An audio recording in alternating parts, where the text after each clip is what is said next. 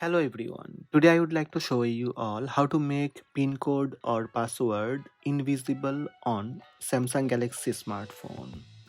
Let's have a look. First, open Settings app on your smartphone. In Settings, scroll down and tap Security and Privacy. Again, scroll down and tap More Security Settings. Here you will find Make Passwords Visible. Show password characters briefly as you type them. Simply turn off Make Passwords Visible.